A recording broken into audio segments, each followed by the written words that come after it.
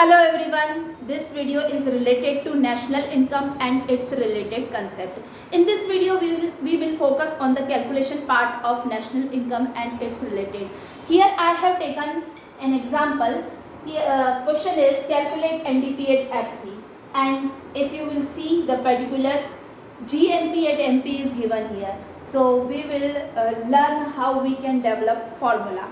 So again, NDP at FC I have to calculate, that's why I am going to write NDP at FC on my left hand side, and what is going on right hand side.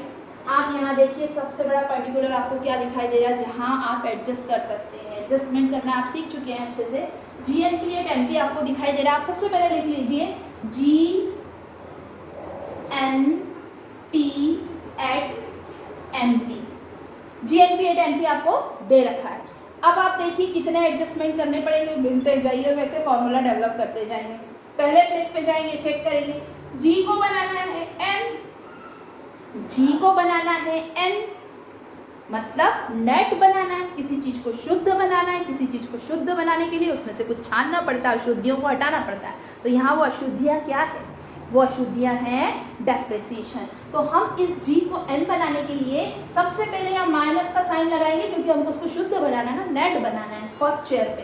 तो हम क्या करेंगे, minus depreciation ले लेंगे। Minus depreciation कर दिया आपने। अब आप सेकंड शेयर पे जाके चेक कीजिए कि आपको किसको किस में कन्वर्ट करना है, या करने की ज़रूरत है भी या नहीं। यहाँ पे आप देख पा रहे हैं ये N है, इसको आपको D बनाना है। मतलब ये कौन सा नेट है, पहले नंबर पे जो N होता है वो नेट होता है, दूसरे नंबर पे जो N होता है वो नेशनल होता है। मतलब इस नेशनल को आपको डोमेस्टिक बनाना है। नेशनल कंसेप्ट को डोमेस्टिक कंसेप्ट बनाना है। नेशनल कंसेप्ट जिसमें NFIA जुड़ा होता है, डोमेस्टिक जिसमें नहीं होता है। तो नेशनल से डोमेस्टिक बनाने के लिए NFIA को माइनस करना पड़ेगा। तो हम फॉर्मूला में लिख देते हैं माइनस NFIA। अब हम जाएंगे थर्ड चेयर पे, वहाँ चेक करेंगे कि एडजस्टमेंट की ज़रूरत है। थर्ड चेयर पे यहाँ मार्केट प्राइस है, यहाँ फैक्टर कॉस्ट है, तो यस हमको तीसरी चेयर पे भी एडजस्टमेंट की ज़रूरत है। तो आपको मार्केट प्राइस को फैक्टर कॉस्ट बनाना है। मार्केट प्राइस के साथ ऐड होता है NIP, net indirect taxes, NIT, net indirect taxes. तो आप क्या करेंगे, फॉर्मूले में जाके नेट इनडायरेक्ट टैक्सेस को माइनस कर देंगे। तो नेट इनडायरेक्ट माइनस NIT, ये बन गया आपका फॉर्मूला। ये फार्मूला बन गया। ये फार्मूला कोई रटने की ज़रूरत नहीं है, आप पहले सीख चुके हैं कि किस तरीके से आप एडजस्टमेंट करके आराम से फार्मूले खुद डेवलप कर सकते हैं। ये फार्मूला आपने खुद बनाया है। ये फार्मूला आपने इसीलिए बनाया है क्योंकि आपने तीनों चेयर्स पे जाके देख लिया कि कहाँ कहाँ मुझे एडजस्टमेंट करने की ज़रूरत है। वो एडजस्टमेंट आपने फार्मूले में कर दी। अब ज़रूरत है वैल्यू पुट करने की। वैल्यू यहाँ पर गिवन है इस क्वेश्चन में, क्योंकि ये स्टार्टिंग के क्वेश्चंस हैं जहाँ पे सारी चीज़ें आपको डायरेक्ट मिल जाएंगी, आपको ज़्यादा मेहनत नहीं करनी पड़ेगी। लेकिन आगे जैसे जैसे आप डिफ़िकल्टी लेवल आगे बढ़ते जाएंगे, डिफ़िकल्टी लेवल बढ़ता जाएगा, आपको हर एक चीज़ को, हर एक एलिमेंट को आइडेंटिफाई करने के लिए थोड़ी मेहनत करनी पड़ेगी। यहाँ पे आप देख रहे हैं कि डेप्रिसिएशन क्लियर दे रखा है, सीधा सीधा दे रखा है, आपको उठा के सिर्फ उसकी वैल्यू रखनी है। तो जैसे आप छोटी क्लासेस में प्लस माइनस करते थे वैसा भी कर सकते हैं, इस फॉर्मूले में वैल्यू रख के भी कर सकते हैं।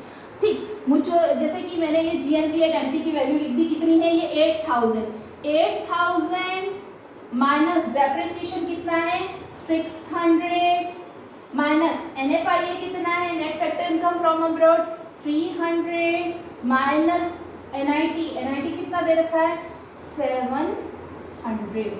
अब ये माइनस में से माइनस चला है। आपको लगता है तो आप डायरेक्ट इसको वैसे ही सॉल्व कर लीजिए। आपको लगता है तो एक और तरीका है कि आप धीरे धीरे जो है मॉडिफिकेशन करते जाएं। जैसे कि आपको दे रखा था G,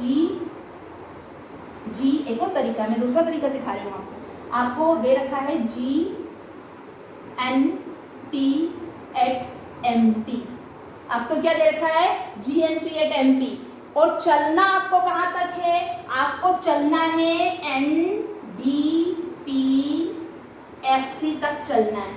तो ज़रूरी नहीं कि हम बिल्कुल कूद के चले जाएं, हम एक एक स्टेप भी यहाँ पे फॉलो कर सकते हैं। आप क्या करो, सबसे पहले स्टेप पे क्या करो, G को N बना लो।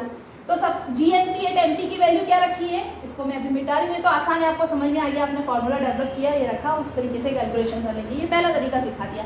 अब दूसरा तरीका क्या सिखा रहे हैं कि आपने लिखा GNP एट MP, इसके सामने इसकी वैल्यू रख लो जो कि कितनी है 8000 इसकी वैल्यू आपको समझ में आ गई। ओके, अब 8000 में से आप क्या करो जी को n बना दो, तो n बनाने के लिए माइनस डेप्रिसिएशन करना पड़ेगा, वो कहाँ पे लिखा है 600, तो आप यहाँ पे माइनस 600 कर दो, 0 में से 0 0, ये 10 है, 10 में से 6 जाएगा, यहाँ पे हो जाएगा 4, यहाँ पर आ जाएगा 7। तो ये जो वैल्यू आई है इसको हम क्या कहेंगे, इसको हम कहेंगे क्योंकि ये n हो चुका है तो हम इसको कहेंगे NP।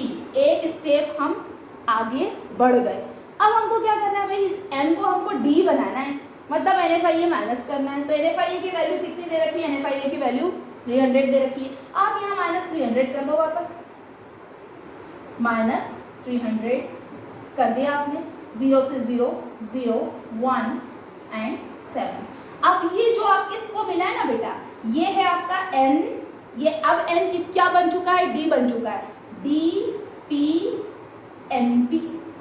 अब आप इसके और इसके बीच में केवल एक चीज की कमी है, सिर्फ मार्केट प्राइस को फैक्टर कॉस्ट बनाना बाकी है, वरना दोनों क्या हो गए, सेम हो गए। तो मार्केट प्राइस को फैक्टर कॉस्ट बनाने के लिए क्या करना पड़ेगा, नेट इनडायरेक्ट टैक्सेस को माइनस करना पड़ेगा। कहाँ है नेट इनडायरेक्ट टैक्सेस, यहाँ है 700 है, तो माइनस 700 मैंने कर दिया, 0 0, ये 11 है, 11 में से आप 7 माइनस करेंगे, 7 8 9 10 11, ये 4 आ गया आपका और ये 6 रह गया।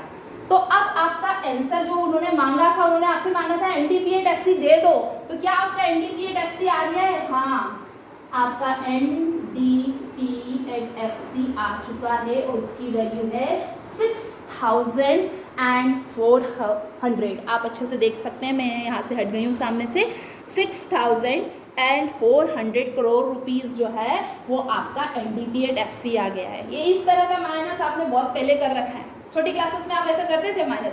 अगर आपको ऐसा लगता है कि अरे ये यहाँ पे ये माइनस माइनस प्लस होगा, माइनस माइनस क्या होगा, कुछ बच्चे यहाँ कंफ्यूज हो जाते हैं, वहाँ गलती कर देते हैं। तो आप क्या करें, फॉर्मूला इस तरीके से लिख दें, कैलकुलेशन ऐसे करके आप वहाँ पे डायरेक्ट आंसर लिख सकते हैं। बुक में क्या होता है, डायरेक्ट आपको बहुत सारा कैलकुलेशन, बहुत सारे स्टेप्स जो है वो कम करके वहाँ समझा दिया जाता है, तो आप और कंफ्यूज हो जाते हैं। यहाँ पर बच्चे से देख पा रहे हैं, हमने जो 3 एडजस्टमेंट करने थे वो 3 एडजस्टमेंट इस तरीके से भी करे और नीचे अपना आंसर लेकर आ गए हैं। तो इस तरीके से ये काफ़ी इजी हो जाएगा आपके लिए। ये केवल एक एग्जाम्पल था, ऐसे और कई एग्जाम्पल हम ले सकते हैं, उसको सॉल्व कर सकते हैं। अगर आपको लगता है कि ऐसे और एग्जाम्पल मैं आपको बोर्ड पर यहाँ पर सॉल्व कराऊँ तो आप कमेंट बॉक्स में मुझे बताइएगा और मैं इसके लिए और वीडियो बनाऊँगी। Thank you very much.